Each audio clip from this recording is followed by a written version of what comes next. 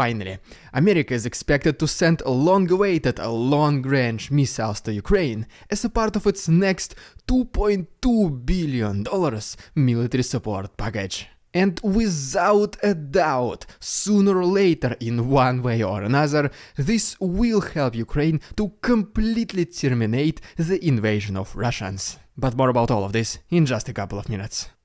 What's up, investors? It's the Russian dude. And let's go straight to the point and see some most recent footage. And our first video comes to us from Germany, where the Minister of Defense of this country is showing the basic capabilities of Leopard 2 tanks. These tanks, if you remember from my previous videos, will be a part of an anti-Russian tank coalition, which will also include American Abrams and British Challenger 2s. Next we have a picture from Norway, which shows one of their self-propelled 81mm mortars. Norway has a total of 16 of such machines, and it considers sending some of them into Ukraine. And one of the best things about this particular military vehicle is that it only requires one person to operate. And speaking about the tanks, Spain now also considers giving its 4 to 6 Leopard 2s to Ukraine.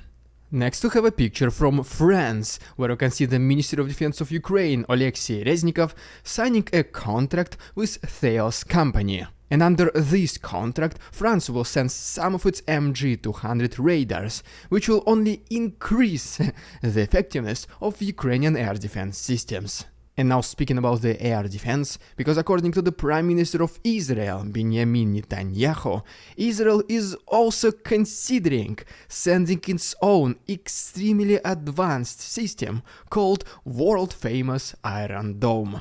And if you've seen at least one video of this system operating, you already know how much superiority it provides. And then right here is the video of an American drone, Reaper MQ-9. This is the offensive drone, and pending the approval from the Biden administration, America is planning to sell them to Ukraine, wait a second, for just $1 each.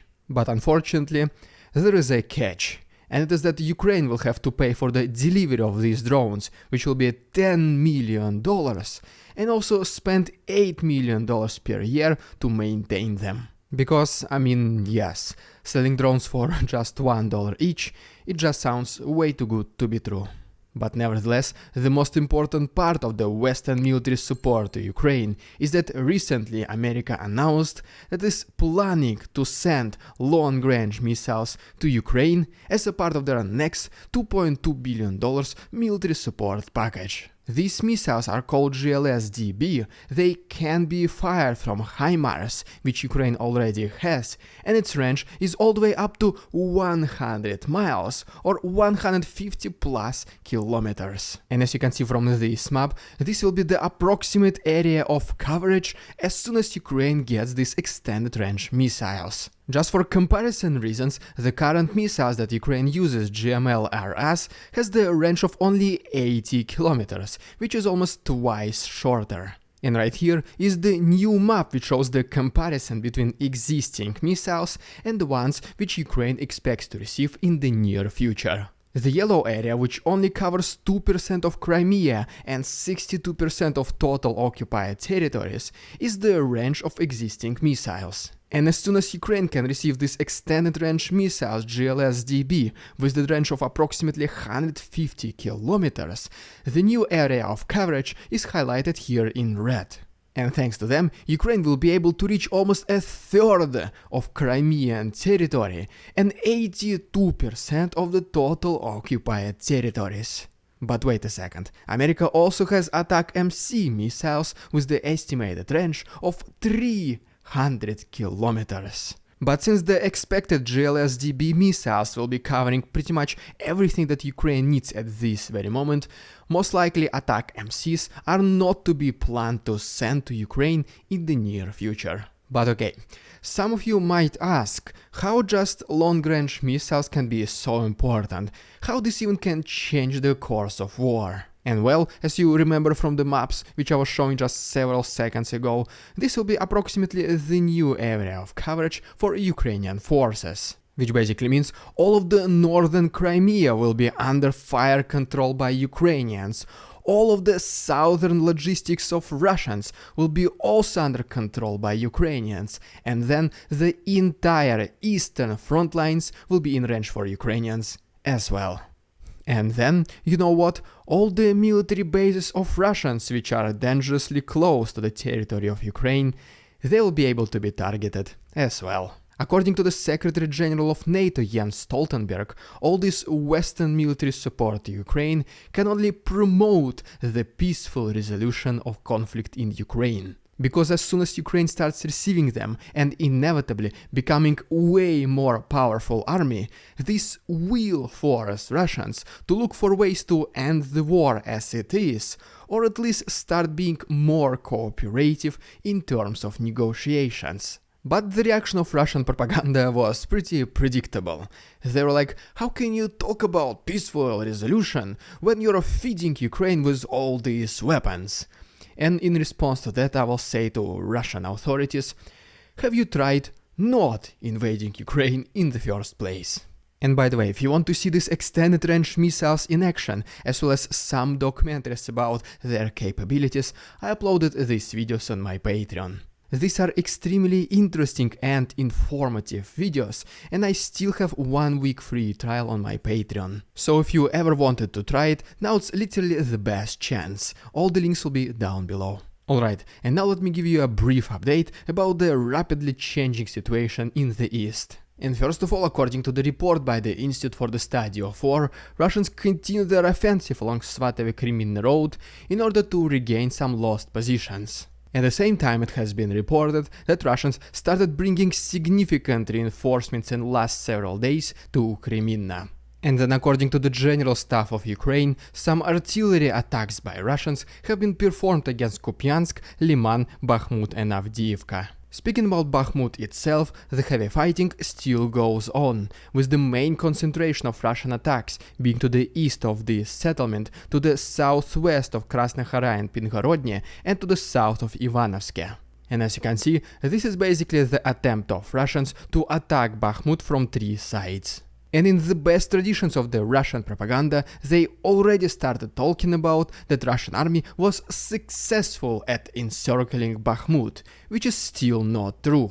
But what we do know is that Ukrainian artillery was able to successfully destroy 2 Russian military bases in the outskirts of this city. Another interesting thing about this area is that the Russian army started using more and more regular Russian forces, replacing Wagner soldiers. It does not mean that the Russian offensive against Bakhmut will be over soon. What it only means is that the Russian authorities are trying to decrease the influence of Wagner. Even the Institute for the Study of War itself also forecasts that Bakhmut will not immediately fall into the hands of Russians, but most likely in the worst case scenario for Ukrainians, they might retreat in order to save lives.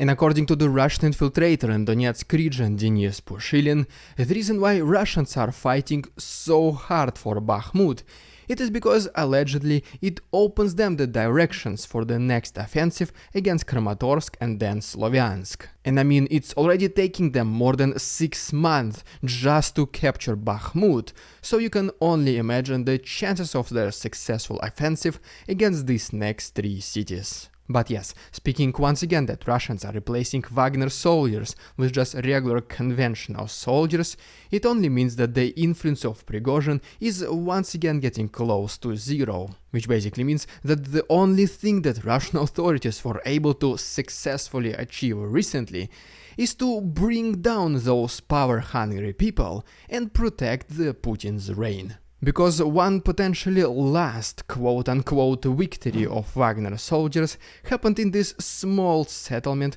called Sako and Vanseti. But judging by the condition of the building behind them, it is, to be honest, kinda hard to judge whether it was actually liberated or destroyed. And then, as we go more to the south, right here we have another active combat zone, which is located to the south of Vuhledar. But so far, despite Russians bringing reinforcements closer to this settlement, Ukrainians are able to repel their frontal attacks. And additionally, it has been reported that Russians start to use more and more elite forces in its offensive against Kreminna, Bakhmut and Vuhledar, such as for example Spetsnaz. And it all basically means that besides just regular and Wagner soldiers, Russians are now also losing their elite forces. And as you can see, in the last 24 hours, Russians were able to advance to the north of Nova Bakhmutivka.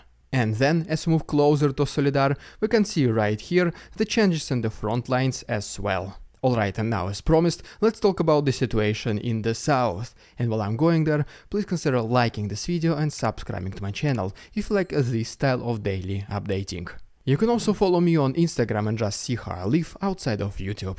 Alright, so first of all, according to the General Staff of Ukraine, there were also some artillery strikes of Russians against several Ukrainian settlements in the south, in the Zaporozhye region, in Kherson and also in Mykolaiv. According to the same report, Russians are also preparing the new offensive across different front lines, including one in Zaporozhye, and the way they do it is by bringing the exhausted Wagner soldiers all the way from Bakhmut closer to this front line. And to be honest, what it looks like is that the regular Russian army is just trying to get rid of these Wagner soldiers, because I don't think them being tired will be able to achieve anything significant.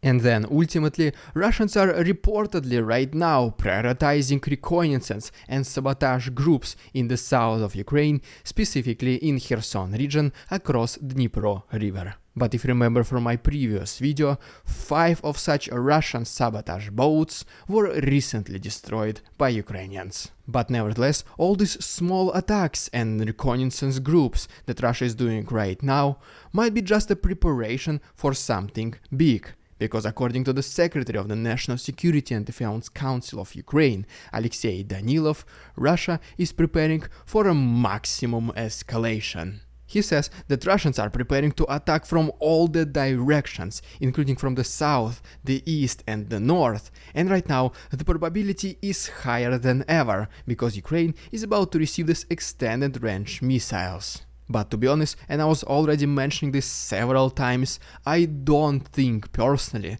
that Russians will attack from the north. Alexei Danilov thinks that this maximum escalation might happen within the next couple of weeks, or maybe even on the anniversary of the invasion, which is February 24th, 2022. Without a doubt, the heaviest fighting is still yet to come, and the next couple of months will be crucial in deciding the future of this war. And it brings us back to a dilemma that I was also talking about previously, whether Russia should attack right now or later. And right now, Russia will be forced to take the decision, and to be honest, it is between bad and worse. And on the other hand, Ukraine only needs to collect all these Western weapons and wait for Russians to inevitably do a fatal mistake, and then bring this war to a logical end. And that is why the timing of these weapon deliveries, the help to Ukraine itself, is so crucial right here and right now. It will be the perfect chance for Ukrainians to end this war once and for all in one way or another, or let Russians seize the opportunity. And yes, all of this will be decided in the next couple of months. And once again, if you don't want to miss any of these updates as soon as they start happening, just please subscribe to my channel, it only takes one click. And if you want to support my work financially, please consider becoming my channel member, use a PayPal link or become my Patreon, where there is still 1 week of free access. You can find all the obvious links to the right and down below. Thank you so much for your attention, товарищи, and see you tomorrow.